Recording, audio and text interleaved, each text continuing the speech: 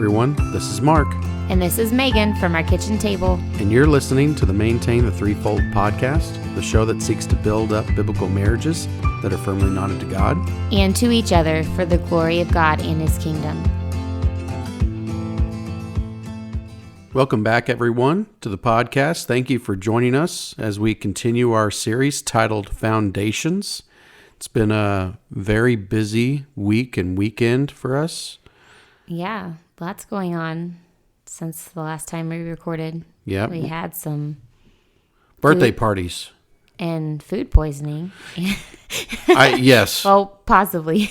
No, it was. Yes, I got very sick and lost a lot of weight really fast. I think I'm still recovering too.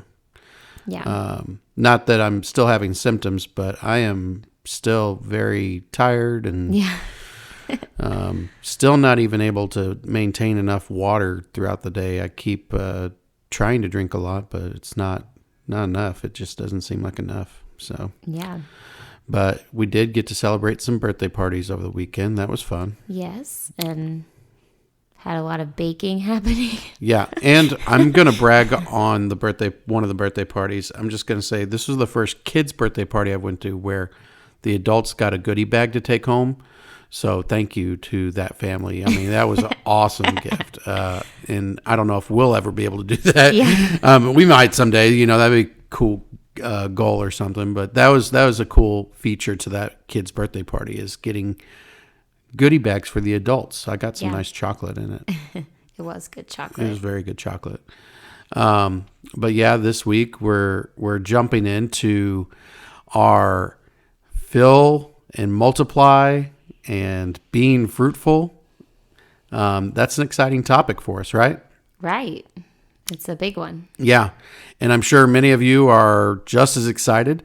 And again, we encourage you to go back to previous podcasts, listen through them, even though some of the sound quality wasn't there. It's here now. It is, yes. And we're excited about that. We've actually been watching and monitoring like our views and stuff. We see that more people tuned in to our edited and sounding episodes. So I appreciate you sticking with us through all that. And we're glad to be here with you guys as we dig into the Be Fruitful and Multiply topic.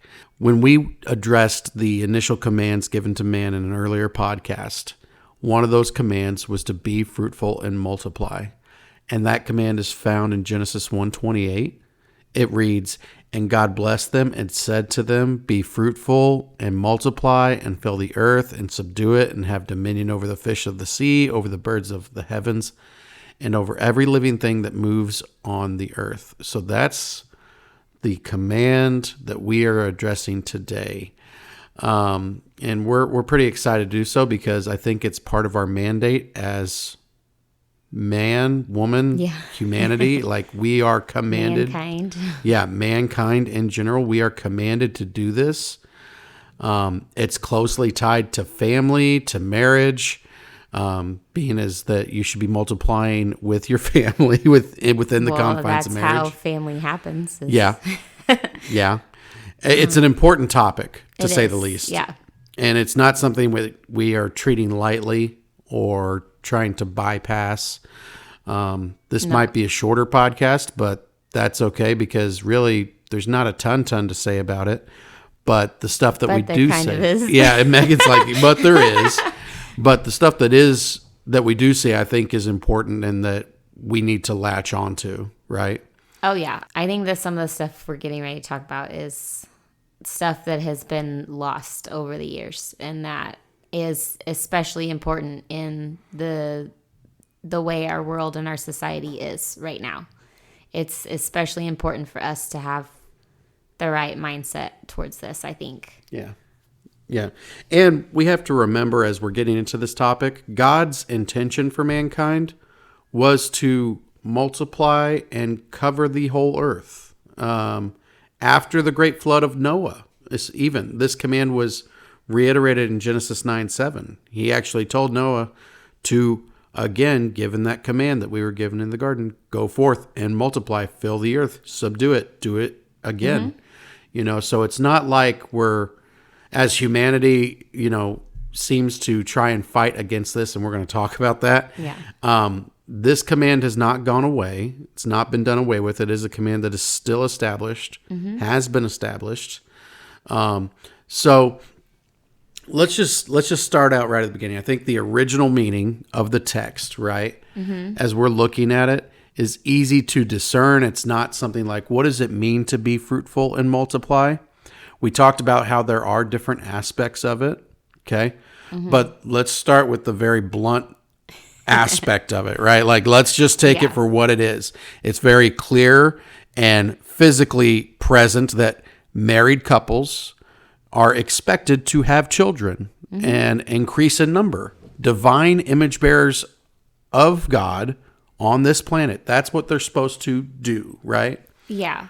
I mean, I think some people could try to explain away that verse and say it doesn't apply to them, like it was for Adam and Eve or whatever. But that was, I mean, that's what God put people on the earth to do. Like, so it still applies. Yes.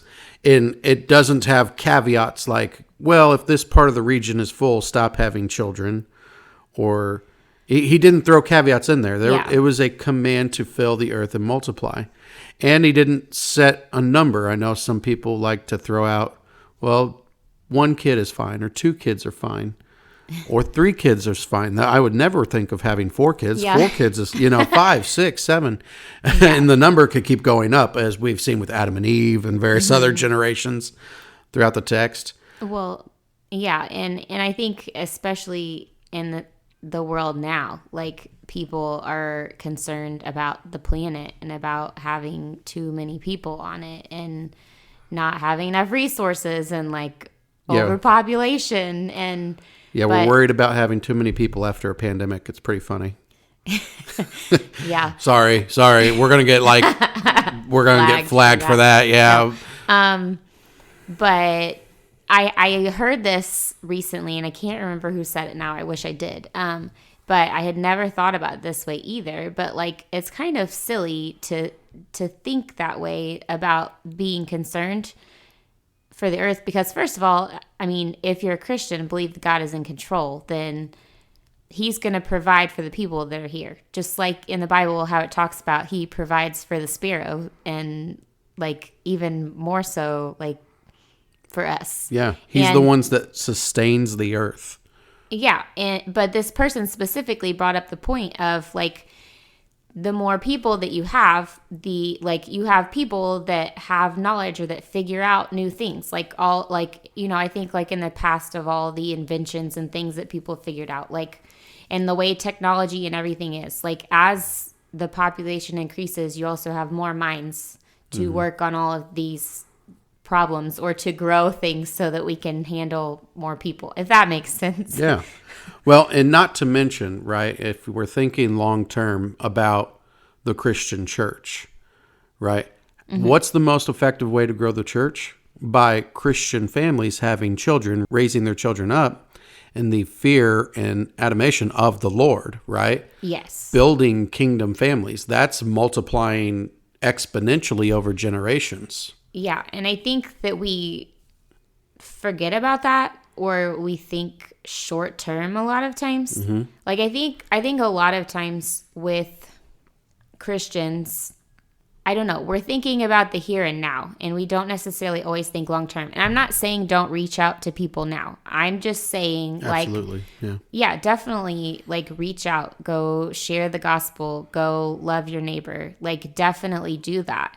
But don't be so like hyper focused on like going out, like when you have people in your home that you can invest in, and you are the only parents that they have. Correct. And so you investing in your children, leading them to Christ, like teaching them about God and his word, and like raising them to be God-focused, godly, like kingdom growing people, then as you have children and then you've poured into them and discipled them, and then they have children, like like you said, it's exponential growth. Like I heard on a podcast the other day, someone was talking about how he had 5 children, and he's thinking like, okay, like if all my 5 kids go and have 5 kids, then that's 25 grandchildren. And he's going through like time-wise, like how many years down the road are all these things going to be happening? But like, so his 25 grandkids then go and have 5 kids apiece. Like that's 125 great grandkids. And that's like, Yeah. not that far. I mean, when you think about the scheme of all of history, like your great grandkids is not that far in the future. Yeah. Like it seems like a long time to us. Like, but if you think long term, like pouring into your family and discipling them is going to make a huge impact in the future. Absolutely. I mean, in the present too, but definitely in the future. Like, And that's how the church has grown to its number now. I mean, in the United States, I think we have a gloomy outlook on the number of Christians in the world because we see Pew Research polls and things like that, where it's like so many people are leaving the church, where we're not seeing the numbers regularly of the people in Africa, Asia, all over the world that are coming to Christ, especially in the Middle East right now. It is crazy to see the numbers, especially under the extreme persecution that they're facing, right? But that's because they are families that are continuing to spread and grow and invest in their own families. Like they're being fruitful and they're multiplying, and they know how to do so. And it's a great thing. And it's one of the ways we combat evil in this world, right? yes. Let's kind of shift gears just a little bit. Yeah. We're in a day and age where children are increasingly seen as a burden on not just parents, but society. Like they are a burden. And They aren't. But they aren't. They aren't. But society. But society's, yeah. Are. But what society is telling us, that children are keeping you from fully enjoying the fruits of your labor, from achieving personal goals and aspirations. And the message that we need godly families and we need to raise godly families needs to be heard anew. It needs to be shouted from the pulpits like, go and have kids, raise godly families. And at least within our church, we're seeing a large increase in families recognizing that very truth, which is a huge blessing. We're seeing more and more families every week coming and saying, we need to be in church. We need to see our kids raised up in the church. This world is wrecked, and they're seeing it at real time. So what do we say to the people, or let's say governments or groups that would say, you need to have fewer children you need to have fewer children so you can save tax dollars on everybody else, or you need to save the earth from, the pollution or the carbon footprint your child is going to create, or you need to save society because you're a particular race and you don't need to procreate anymore because we've got enough of your race. What do we say to that kind of thought process? I think that one big thing that we have to remember as Christians is that we need to view everything through the lens of like God and His Word. And we have to remember that society does not look at things that way. They don't regard God and who He is and what He says. And they don't view children as image bearers of our Lord. Exactly. So like us as Christians see them as that. Yeah. Because we have God, we know God, we love God, and we know His Word. And we know that's what He says. But the world does not see them that way. They are looking through a completely different lens and with a completely different perspective than we are. So I think it's important to remember that their viewpoint's going to be way different than ours. Very skewed. Yes. And that the things that they are worried about are often things that we shouldn't worry about because God is in control. Yeah. Like, like you said, the tax dollars and the save the planet and all of that, like God is in control. Like he is going to take care of the people and the planet. Like Yeah. he is In society. Yeah. He is in control and he's going to take care of those things and we don't need to worry about that. Yeah. And just to tie on to other reasons that people might want to, not have kids or say kids are burdensome, right? I've even run into Christians that would probably say, well, having kids is a costly thing, so you probably need to wait a few years to do so. Or, hey, you just got married, maybe take some time to get to know each other, which, sounds like good, solid advice. And Megan and I are kind of looking at each other right now, even like, well, we were given that advice and we kind of took time at the beginning, right? Or maybe having kids would cramp your style, or maybe they're inconvenient. I promise you they're inconvenient. I promise you that. But the scriptures, as we look at them, actually don't speak to anything about couples who intentionally decided to remain unfertile. Like, that was an unheard of thing. That wasn't something they were like, you know what, we're going to wait. No, every time the burden was actually, I don't have kids. Yeah. I'm not producing offspring. I'm not fertile. Right? So scripturally, the burden is more so on the not having children rather than, oh, I have too many children. You could probably point at some cases and say, well, there were some issues caused when there were lots of kids, or, Ishmael and all that. And I could be like, oh, okay, that's a whole different that's a whole different issue. Yeah. That's not a fruitfulness issue. That's a lack of faith in the Lord that does provide the fruit. Okay. We're talking about cases where people were saying, no, I don't desire to have children. I don't desire to have offspring. It seems like a very destructive and line annihilating stance to take for a Christian. Yeah, and we have grown a lot in this area. Let's just say that. Like, we have not always thought the way that we do now necessarily. Like, God has stretched us a lot, I think. The Holy Spirit grows. Yeah, in the way that we people. view children and having them and preventing them and all of that. Like, so we have, like, don't take what we're saying and be like, oh, they're being like judgmental, or oh, they don't understand, or oh, like no. We've grown. This is something that we have had to grow in, that we did not always see the way that we see now. That we definitely had to wrestle with the truths that I think are presented in Scripture. Mm-hmm.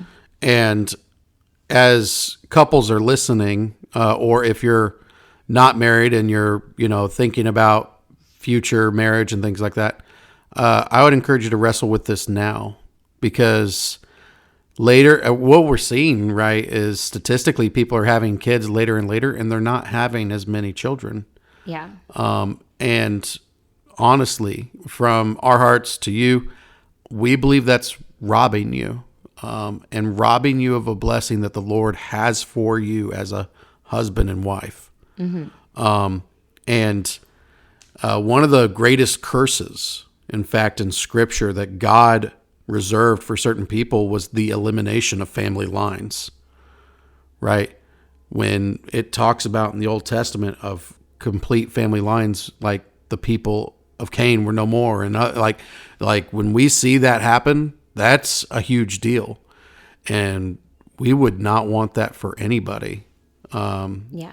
We think that God has given us this command to be fruitful and multiply, and to have that taken away, that fruitfulness taken away from you, is not a pleasant state to be in.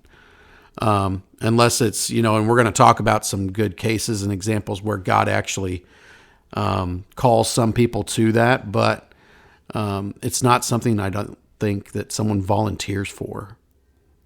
Right? Yeah. And if you're hearing us talk about this and this seems like, I don't know, extreme, because I I know the world that we live in, and I know like Christian culture, like even some of what we're saying, it would be considered whoa, like to some of Christian culture, like because there's just been so many changes that have happened in recent like centuries that have completely changed the way of the world, and have completely changed the way that we view like family and children and all of those things. And so it's easy for us to, like, if this is all we've ever heard and known, like as far as like what the world says about kids and what the world says about families, and have 2 kids and you're done. And I'm not saying that it's wrong for you to only have 2 kids, but I also think that we should have a mindset of being open to children, and not to see having more as a negative thing. Yeah. I don't know. It's this whole loaded thing, but it is. It's loaded, and and the reason we bring it up and talk about it is it is something that I think you need to wade through and wrestle through as a couple and talk about, because I think there are some good cases, good arguments, and examples where you could say, maybe we should cease from making offspring at this time, right? There's seasons where you in your life where you can say, okay, maybe this isn't the best season. But when I say that, I'm not giving you a caveat to go and play loose with that. These are extreme situations. Example, like if you are in a difficult, extremely difficult ministry context, to where even having a child in that context would prevent you from serving in the ministry that God's called you to, that may be something you need to weigh out carefully. And in some cases, people have been called to life of singleness and for the sake of ministry. We see that in 1 Corinthians chapter 7. It may be that there are some select instances where couples may forego bearing children for that very reason. They may forego, for example, if you're on mission in a remote village out in the middle of nowhere, and your whole life's goal is, hey, the Lord wants you to evangelize to this people group. And one of the things is, you may not want to risk bringing up a kid in that, or trying to raise a kid while you're trying to minister to these people, because they may have some practices that would call to kill your child. That's a very real thing. And so we want to be sensitive to that as well. I don't think that this is necessarily like a black and white issue, and everyone's circumstances are different. But I think that being said, if a couple is choosing to prevent pregnancy, I think it's important to know why and get to the root cause. Like, are you doing this just because it's convenient, or because you're not ready, or because you don't know if the Lord will provide, or,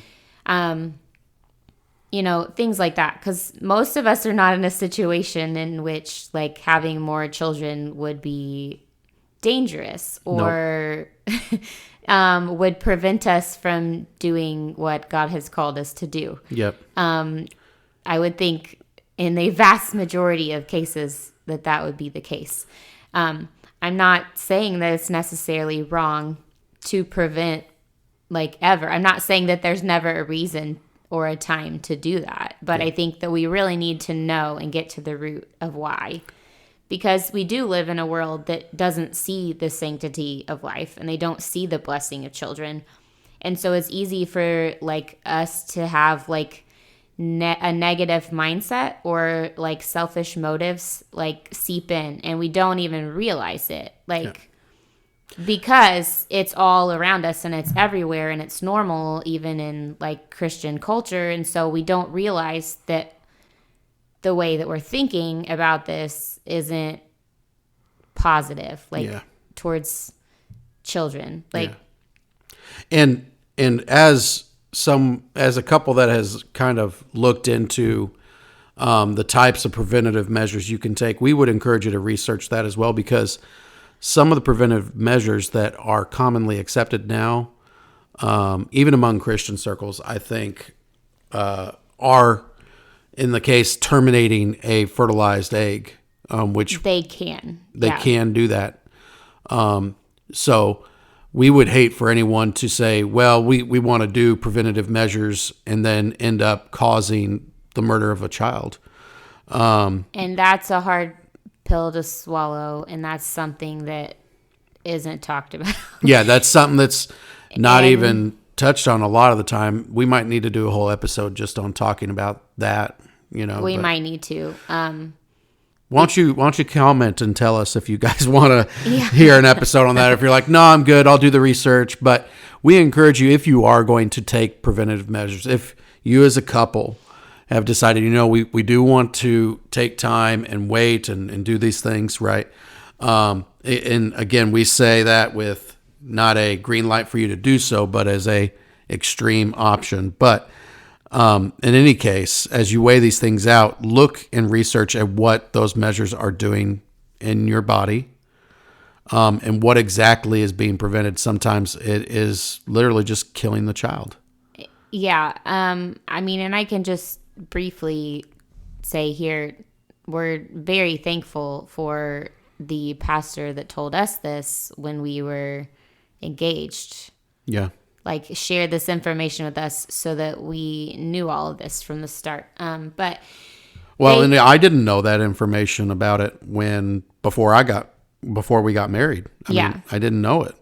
It wasn't something that I was like, oh, I just knew offhand, but it was something that's kind of hidden in the details. Yeah. Well, and basically, to my knowledge, like, basically all hormonal birth control has the possibility of basically making the womb infertile so that a fertilized egg would not implant. Yeah.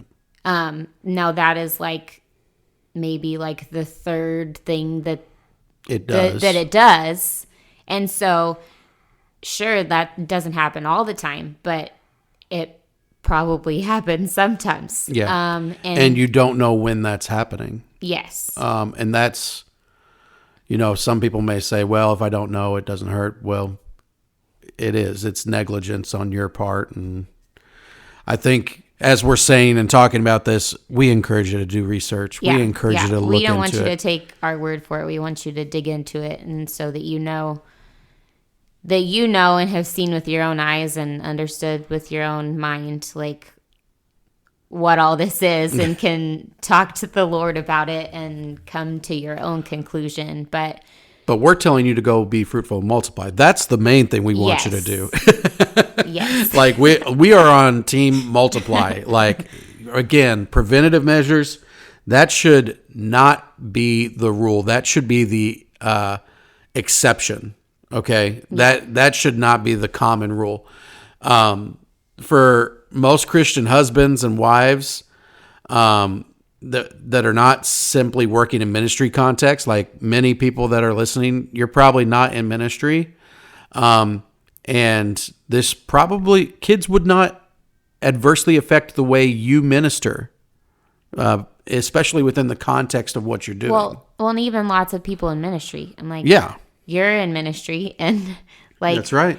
So even like that example that you gave, like, that's an extreme case, and I think that in probably 99.9% of Christian marriages, we should be open to having children, and not saying that there's never a time to prevent. I think, like, there could be health circumstances, not like this would be inconvenient if I got pregnant now, but I'm fighting cancer and it would not be healthy for me to carry a child right now. Yeah. Like, and again, like, this is ultimately between you and the Lord, but I think as a whole, Christian culture needs to be positive thinking about children. And we're telling you that Christians, we should heed this command. We should obey. Mm-hmm. And the disobedience should be an exception, not a commonplace thing. It should not be the regular go-to for us. Our houses should be filled with sons and daughters that are seeking to honor and glorify our King. That is what we desire for the people of God. Yeah.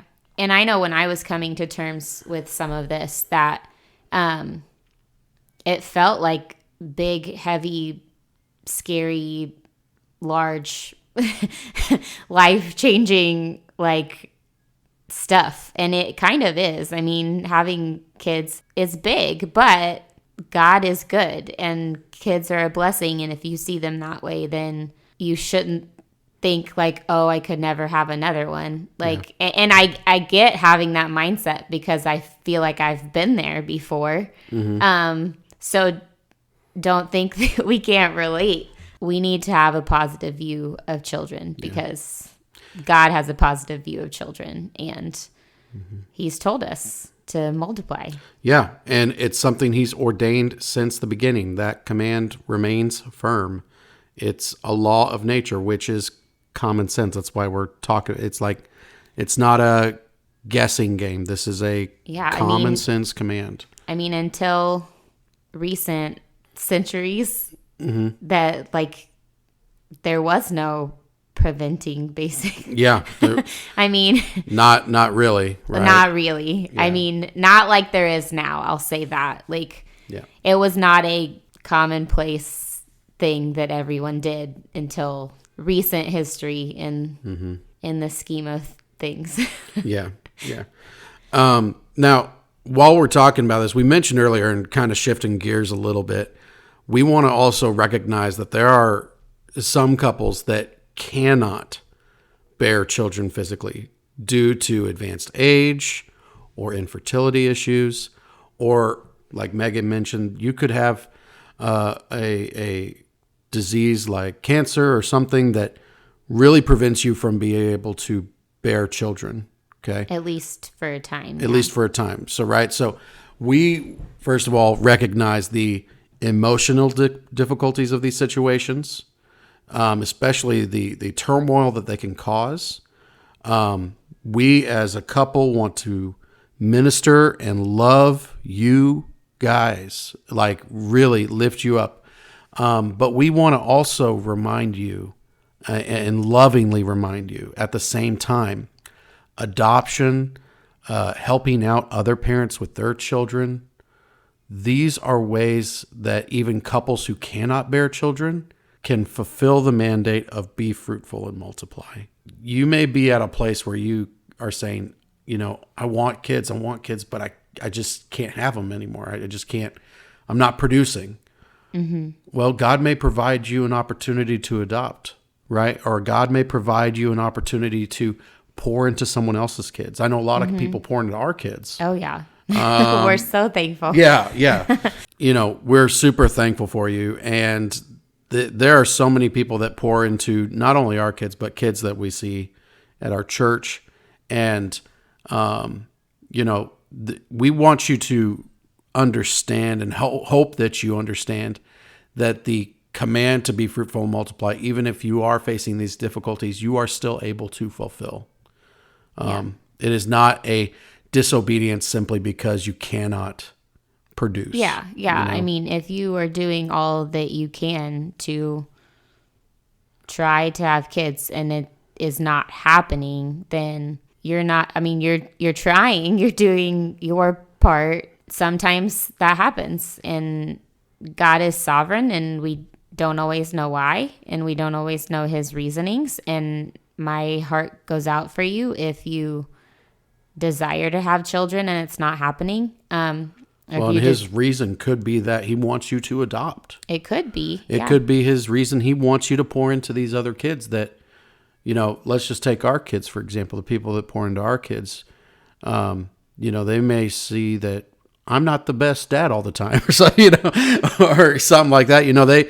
But they may need to see other people pour into them as well, more than just the pastor and being the pastor's kids. Those PKs.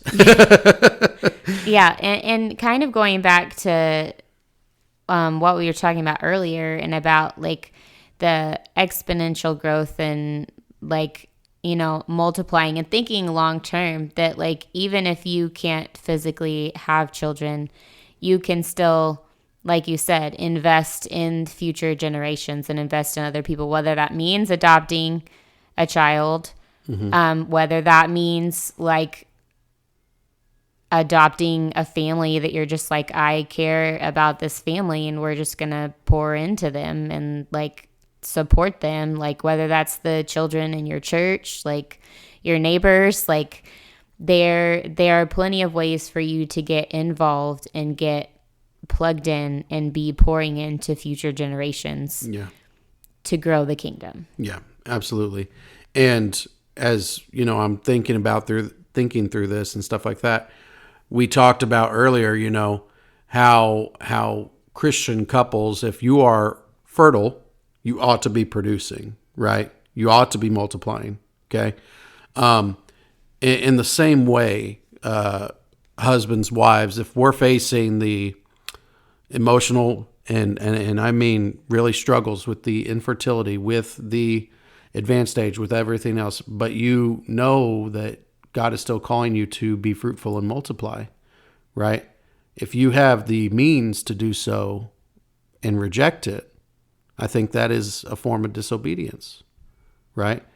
Now, there are seasons in which we can see and know like, okay, this is a season where God is calling me to rest on this or to wait. But generally speaking, if you have the ability to multiply and we're not doing it, we're robbing ourselves a blessing, right? Right. And Megan said it earlier, but that's a hard pill to swallow sometimes. Yeah, I mean it is, and we aren't taking what we're saying lightly, and we know like that it is countercultural and even sometimes counter Christian cultural. Yeah, and so please don't think that we are taking this lightly, like, or just throwing this out there just for fun. Like, no, this is something that God has been revealing to us in recent years, and I like ruffling feathers occasionally. Yeah, but I just think that overall, like, we really need to take a look at how we're looking at children, speaking about our children, about children in general, like all of that, all of that. And because in my own like heart and mind, a lot of the world's ideas had seeped in, and it's easy for that to happen, like in the day and age that we live in, like, because so many of these truths have been lost in Christian culture and not talked about. And so a lot of us, I mean, have been raised and not heard some of this. Yeah. Like, or heard the counter, right? The Yeah. opposite. Like, you should have Like, a church family, but have just one or two kids. Not too many. Yeah. It's just normal for people to be like, oh, I'll have 2 or 3 kids. Like, and then Cease it there. Yeah. And we're not discrediting anyone that has 2 or 3 kids. I hope you hear our hearts in all this. And like God is ultimately in control, and He is the one that opens and closes the womb. And absolutely. So I think that there are people that have 2 or 3 kids, and then that is all kid. or one kid. Yeah. And that's all that God gives you. And that is fine. Like, God is in control, but we just need to watch. I think ultimately it's our responsibility to be faithful to this command that God has given us, and to make sure that we are thinking in the right way and acting in the right way, and not being closed off to the blessings of our Lord. Yeah. And we encourage you, weigh those out, pray through that, search the scriptures. We are firmly believing that God will lead you to the same conclusion. But we would like to encourage you, if you do have questions about this very topic and want to reach out to us, feel free to shoot us an email through our YouTube page, or If you know us personally, send us an email, whatever you'd like to do. But I think that pretty well wraps up this episode. I think so. Yeah. I know it's a lot. But we really appreciate you sticking with us, joining us for this episode. Our hope and prayer is that you'll join us in our aim to firmly tie our marriages in threefold measure. Knotted firmly to Christ and each other for the glory of God and his kingdom. If you like what you heard and want to hear future episodes, drop a like, subscribe, share our videos or YouTube or whatever. Share it with people that you know would like to hear it. Give us a review or comments, whatever. We'd love to hear them. But hopefully you'll join us next time where we're going to discuss the topic of dominion. I'm real excited about that one. Yeah, Megan has been on a dominion kick for a bit. I mean, she's pumped up to talk about it. Y'all gotta come and listen, because when you grasp a hold of dominion, it changes things. Yeah. And it's exciting. It's exciting. It's exciting stuff. It really is. But anyway, until then, cling to Christ as we tie together in threefold measure. Bye, everybody. See ya. 3, 2, 1. Bye. Bye.